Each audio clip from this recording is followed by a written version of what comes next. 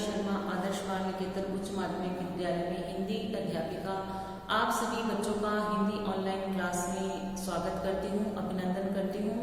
आशा है आप सभी बच्चे स्वस्थ होंगे, कुशल होंगे, मंगल होंगे और अपने घर पे पढ़ाई कर रहे होंगे।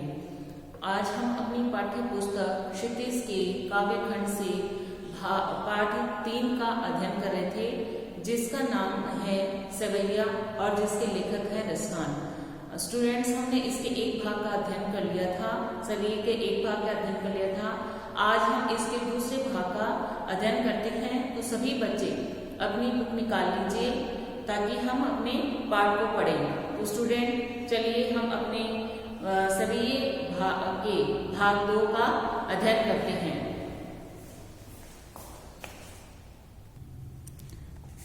तीसरे जो हमारा सवैया है, इसमें एक गोपी को बांसुरी के प्रति ईर्ष्या प्रकट हुई है। एक गोपी दूसरी अपनी सखी से कहती है कि मैं कृष्ण की प्राप्ति के लिए कृष्ण की वेशभूषा पूरी तरह से धारण कर लूंगी, पीताम्बर, मोर मुकुट, लाठी सब धारण कर लूंगी, किंतु कृष्ण के होठों पर रखी बांसुरी को अपने होठों से नहीं लगाऊंगी। क्योंकि इसी के कारण मेरा कृष्ण है वो मुझसे दूर हुआ है। वो बांसुरी को क्या समझती है? अपनी सोतन समझती है और कहती है कि इसी बांसुरी के कारण है जो मेरे कृष्ण है वो मुझसे दूर हुए हैं। तो स्टूडेंट, अब हम अपने इसका सवैया का तीसरे सवैया का अध्ययन करते हैं। मोर पंखा सिर ऊपर राखी हो, गूंज की माला गरे पहिराऊगी, ओढ़ी पीतम्बर ले लकुटी बन, गोधन ग्वारिन संग फिरूंगी, भाव तो वो ही मेरो रसखानी, सो तेरे कहे सब स्वांग करूंगी, या मुरली मुरलीधर की अधरान धरी अधरा न धरोगी। इसमें मोर पंखा यानी मोर पंखों से बना जो मुकुट है, गूंज यानी जो गूंज है, दुदुजी है, रति है, गरे यानी गले में, गरे यानी गले में, और पीताम्बर यानी पीला वस्त्र, गोधन का अर्थ होता है गाय, और भावतो यानी जो अच्छे लगने वाला होता है, इसका मतलब होता है भावतो, और स्वांग यानी किसी का रूप धारण करना, किसी दूसरे की नकल करना या किसी दूसरे का रूप धारण करना, अधरारण यानी होठों पर, और धरी यानी रखी हुई, धरोंगी यानी रखूंगी। तो इसमें एक जो कृष्ण प्रेम से एक विभोर एक गोपी है, वो अपनी सखी के अनुरोध पर क्या करती है? कृष्ण की वेशभूषा को धारण करने के लिए भी तैयार है। वह अपनी सखी से कहती है कि मोर पंखा सिर ऊपर राखी हो, गूंज की माला गले पिरोगी। वे कहती है, वह एक सखी अपनी दूसरी सखी से कहती है कि वह कृष्ण के सम्मान कि वह कृष्ण की भांति अपने सिर पर मोर मुकुट, मोर पंखा सिर ऊपर राखियो, कि अपने सिर के ऊपर मोर मुकुट को धारण करने के लिए तैयार है, गूंज की माल गले पिरोगी, और गले में गुंजाओं से बनी हुई माला धारण कर लेगी। यानी वो श्री कृष्ण की भांति है, वो अपने सिर पर क्या कर लेगी? मोर मुकुट को धारण कर लेगी, और गले में गुंजाओं से बनी हुई माला धारण कर लेगी। ओढ़ी पीतम्बर ले लकुटी बन, गोधन ग्वारिन संग फिरोगी, और वह श्री कृष्ण के सम्मान पीतम्बर यानी कृष्ण के समान जो पीतम्बर यानी पीताम्बर धारण कर लेगी, पीले वस्त्र धारण कर लेगी, और हाथ में ले लकुटी बन गोधन ग्वारिन संग फिरूंगी, और अपने हाथ में लाठी लिए हुए वन में गाय चराने को भी वह तैयार है।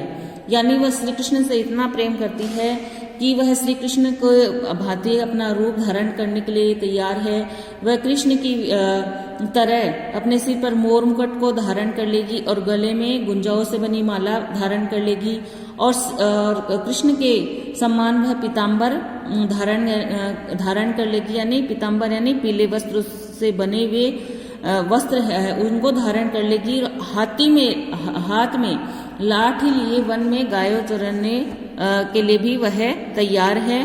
भाव तो वो ही मेरो रस खानी, सो तेरे कहे सब स्वांग करोगी। और श्री कृष्ण उसके मन को भा गए हैं, भाव तो यानी भा गए हैं, श्री कृष्ण है वो उसके मन को भा गए हैं। अतः वो ही मेरो रस खानी, सो तेरे कैसे स्वांग करेगी।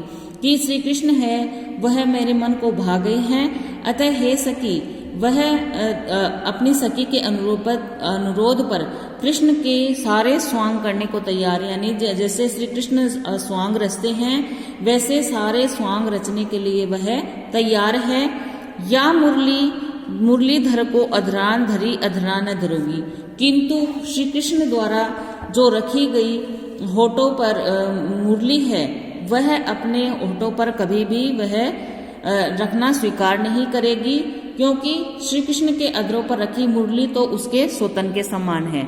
वह मुरली को क्या मानती है? अपनी सोतन, क्योंकि जिसे श्री कृष्ण है वो अपने होठों पर धारण करते हैं, इसलिए वो कहती है कि वो श्री कृष्ण के सारे स्वांग रच लेगी, किंतु श्री कृष्ण द्वारा जो होठों पर रखी गई जो मुरली है वह अपने होठों पर कभी नहीं रखेगी, क्योंकि श्री कृष्ण की जो अधरों पर रखी गई जो मुरली है वह तो वह उसके सोतन के समान है।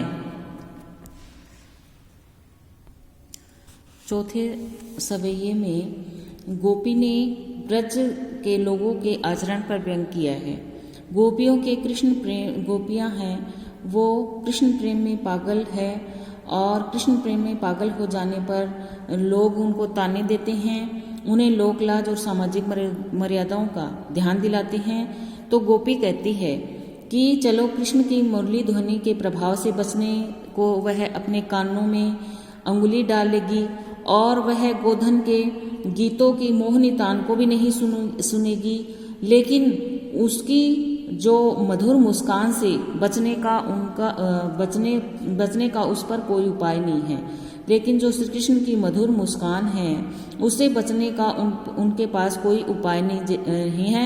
इसलिए वह चेतावनी देती है कि कृष्ण की जादू भरी जो मुस्कान है उससे बचने का उनके पास कोई उपाय नहीं है, और वो लोग कोई उपाय कर सकते हैं तो आज ही कर ले। कल यदि उनकी मधुर मुस्कान उनकी आंखों के सामने आ गई तो फिर कोई कितना भी समझाना चाहे समझा ले, वह अपने हृदय को नहीं संभाल पाएगी। चौथे सवैये में हमें कवि ने यही बताया है।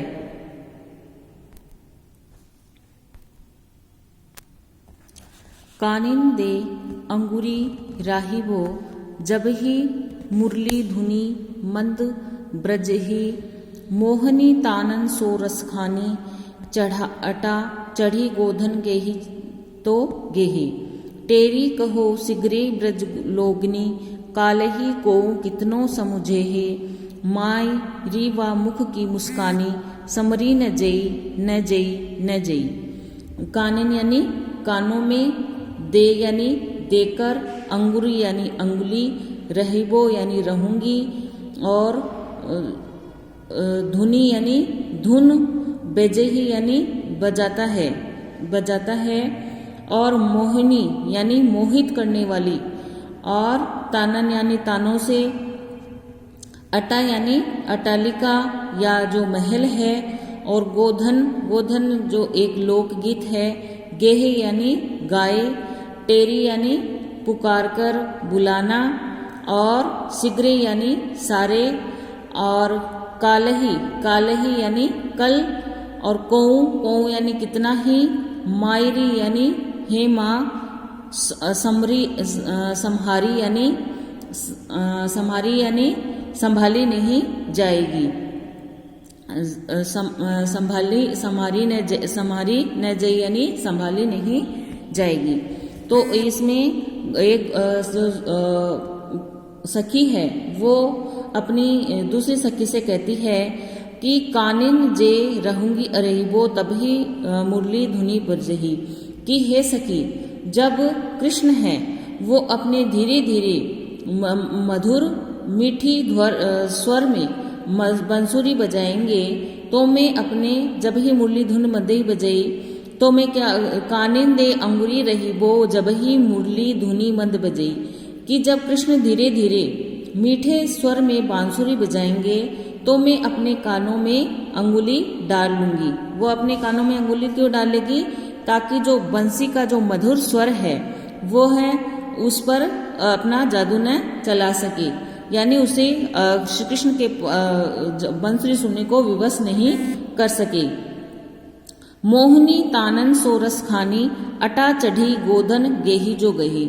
मोहनी यानी मोहित करने वाली, यानी श्री कृष्ण की जो मोहित करने वाली छवि है या जो आनंद सागर के समान श्री कृष्ण हैं, वो चाहे अट्टालिका अटा चढ़ी यानी चाहे अट्टालिकाओं पर गोधन गेही जगह अट्टालिकाओं पर ऊंचे चढ़कर भी अपनी मीठी तान बजाए तो बजाते रहे, या गोधन गेही ते गेही और गोधन नामक जो लोक गीत हैं वो गाए तो गाते रहे, उस पर उसका कोई असर नहीं होगा। यानी वो जो सखी है वो दूसरी सखी से कहती है कि जब श्री कृष्ण है धीरे धीरे मीठी स्वर में बांसुरी बजाएंगे तो वो क्या करेगी, अपने कानों में अंगुली डाल लेगी ताकि जो बंसी का मधुर स्वर है उस पर जादू नहीं चला सके।